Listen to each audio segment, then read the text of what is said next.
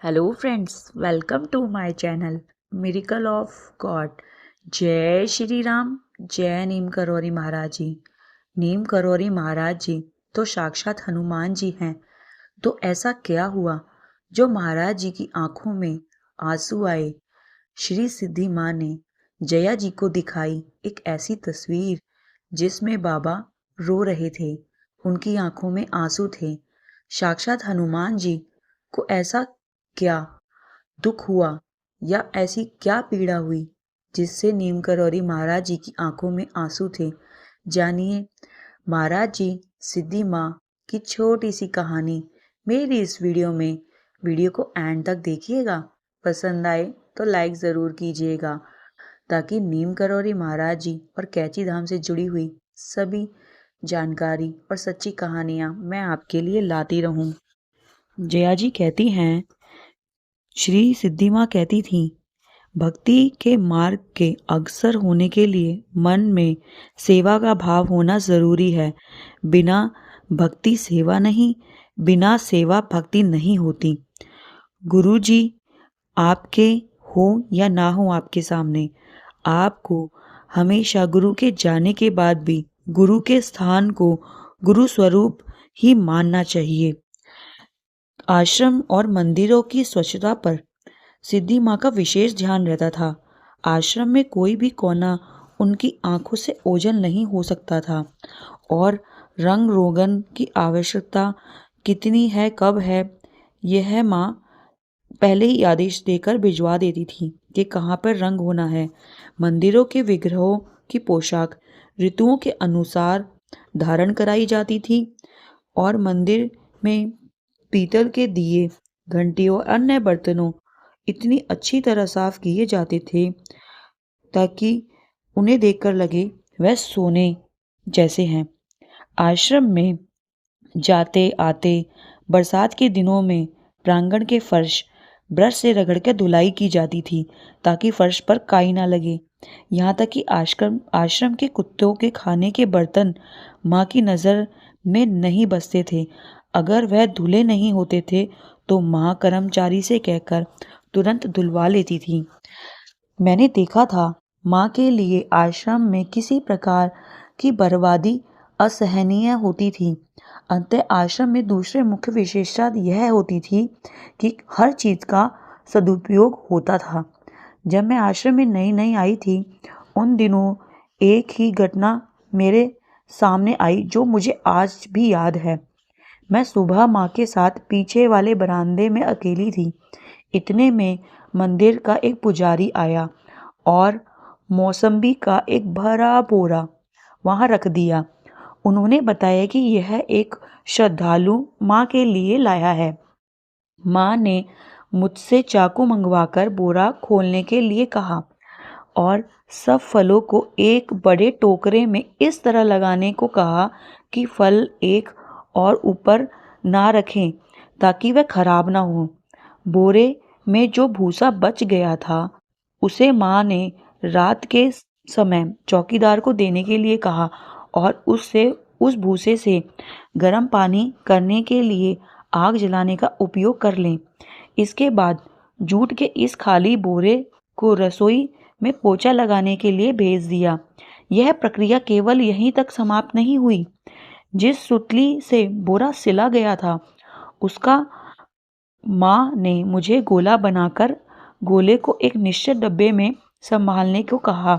माँ ने स्वयं भी बताया कि जब आश्रम में शीतकाल में बंद हो जाता है तो चटाई दरियाँ लपेट दी जाती हैं और रस्सियों से उन्हें बांध कर यह डोरी सूतली काम आती है। इसके बाद माँ मुझे अपनी कुटिया में लेकर गई और वहाँ दरवाजे पर ऊपर लगी एक महाराज जी की छवि दिखाई जिसमें महाराज जी की आंखों में आंसू थे। माँ ने बताया कि यह छवि तब की है जब महाराज जी को आश्रम में बर्बाद पड़ी हुई रोटियों को देखकर दुख हुआ। माँ ने कहा, आश्रम में दान का पैसा है, लोग अपना खर्च कम करके यहाँ दान देते हैं। कभी कोई चीज़ बर्बाद मत करो। आगे के बरसों में मैंने माँ को कई बार इन शब्दों का दोहराते हुए सुना कि कभी पैसा या कोई भी चीज़ बर्बाद ना करो। आश्रम में प्रत्येक वस्तु का प्रयोग कैसे किया जाता है, किसी भी चीज़ की बर्बादी ना हो, यह सीखने के लिए मेरा पहला व्यवहारिक प्रशिक्षण था। आश्रम के रखरखाव में भंडार गृह की स्वच्छता का कार्य माइयों द्वारा किया जाता था। वह माइयाँ कुछ महीनों के लिए आश्रम में आकर सेवा करती थी। इन आश्रम में माई बहुत सारी जो आसपास की महिलाएं होती थीं, गांव की और कमाओं की, उन्हें माई कहा जाता था। इनमें कुछ वृद्ध दंपत्ति भी होते थे। महिलाएं अंदर सेवा करती थी और उनके पति मंदिर के कार्यों में अपना योगदान देते थे। माई अधिकतर सफ़ेद परिधान धारण करती थी और दिन भर आश्रम में सेवा में व्यस्त रहती थी। यह सभी माइयाँ कैची की गोपियाँ थीं। माँ के प्रति इनका प्रेम श्रद्धा अतुलनीय थी। माँ के कहने से पहले ही सब कार्य संपन्न कर लेना इनका पहला कर्तव्य हुआ करता था। एक बार छोटी माताजी ने मुझे प्रसंग सुनाया। यह उस समय की बात है जब महाराज जी मंदिर के प्राण प्रतिष्ठा का कार्य चल रहा था। आश्रम श्रद्धालुओं से भरा हुआ था। उत्साह और प्रसन्नता का वातावरण था। एकाएक बिजली का ट्रांसफार्मर में आग लग गई थी और चारों ओर अंधेरा छा गया था। बिजली चली जाने से सब कामकाज रुक गया और चारों ओर अंधेरा छा गया। उस दिन जनरेटर भी नहीं हुआ करते थे। किसी की समझ नहीं आ रहा था कि क्या किया जाए। कैची की माइयों ने आश्रम के गोदाम का बंद दरवाजा स्वयं जाकर खोल दिया। वहां से प्रचुर मात्रा में घी निकाला और आश्रम में दिए जलाकर दिवाली कर दी। जब दोनों माँ बाहर आई तो देखा कैची जगमगा उठा था। माँ ने मैया से कहा कि उन्होंने आज महाराज जी के वचन को साकार कर दिया। महाराज जी ने कई वर्ष पूर्व माँ से कहा था, अम्मा देखना, यहाँ एक दिन घी के दीपक जलेंगे। कैची में अधिकतर पर्वतीय मूल रूप के लोग ही रहते थे, लेकिन मैं एक अलग परिवेश से आती थी। मेरा सबसे अधिक घुल मिलकर रहने का स्वभाव भी नहीं था। फिर भी सभी मैया मुझे अपार स्नेह से मिलती थीं। उम्र में अधिक होने के कारण हम लोग उन्हें अम्मा कह के बुलाते थे। अम्मा, दादी या नानी भी कहा कहते थे। जब कभी भोजन करने का समय नहीं मिलता था तो मुझे उनसे मीठी सी डांट भी मिलती थी। कभी कभी मेरे फटे मोजे चुपचाप रफू करके मेरे बिस्तर पर रखे मिलते थे। कभी तबीयत ठीक ना होने पर मैया मेरे लिए हल्का भोजन भी बना लाती। अनेक बताए हुए दही के झोले का स्वाद मुझे आज भी याद है। मैं ही नहीं, कैची में आने वाला हर व्यक्ति उनके प्रेम और सेवा का भाव से वंचित ना रहता। सारी मैया होती ही इतनी प्यारी थी। आश्रम में कुछ लोग ऐसे भी होते थे जिनका स्वभाव, वेशभूषा और व्यवहार अन्य लोगों से भिन्न होने के कारण अपेक्षित से लगते थे।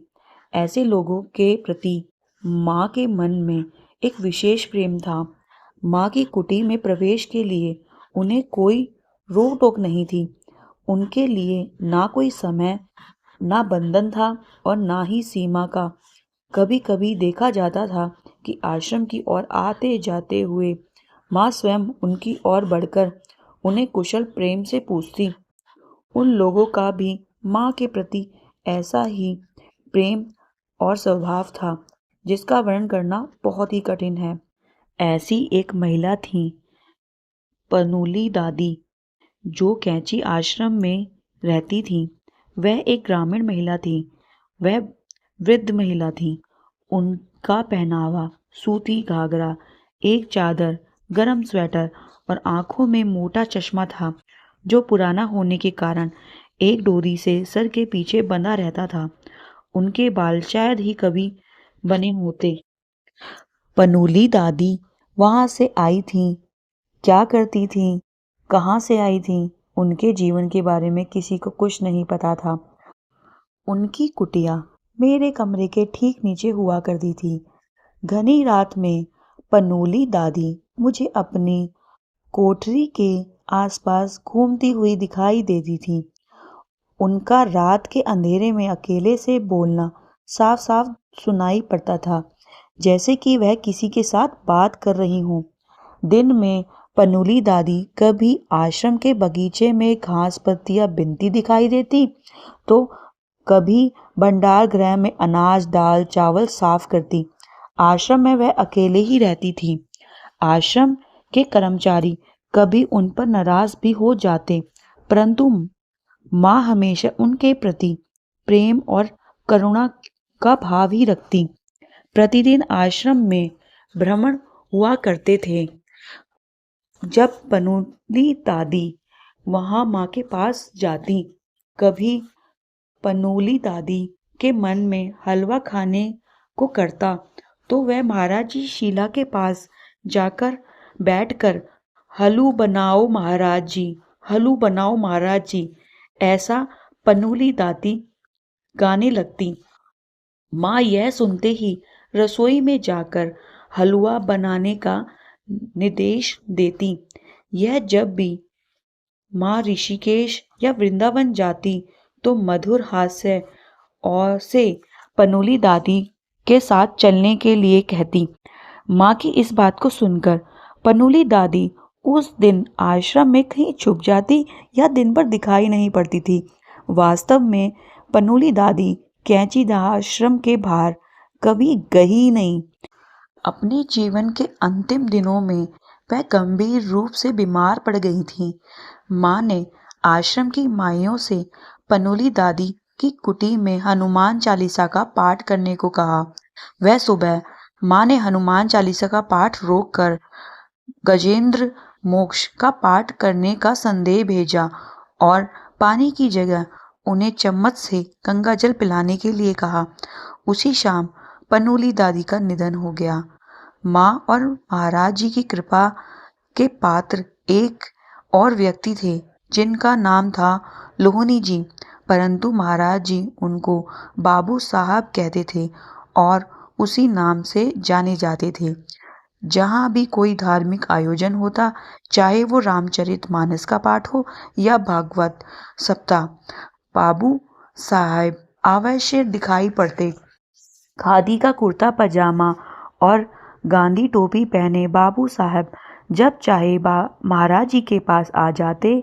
वह स्वयं कभी किसी से कुछ नहीं मांगते थे, लेकिन जब बाबू साहब जाने लगते तो महाराज जी अपने पास बैठे सभी श्रद्धालुओं से बाबू साहब को बस के किराए के लिए पैसे देने को कहते।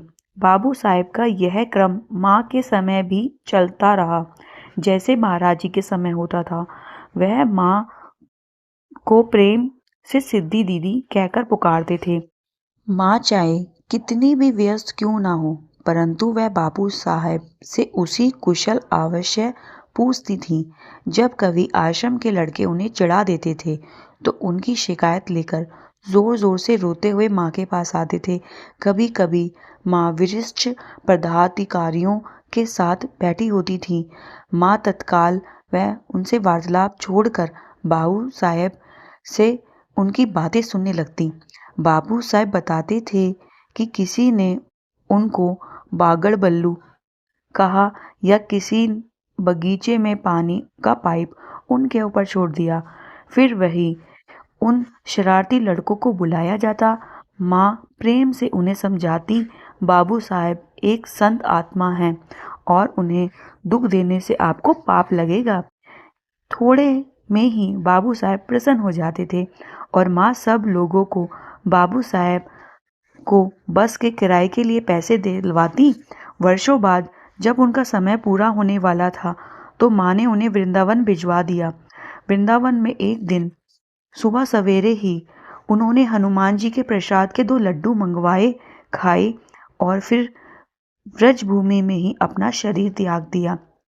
इसी तरह मोती नाम का एक लड़का भी था, जो कि अब करीब 60 वर्ष का होगा।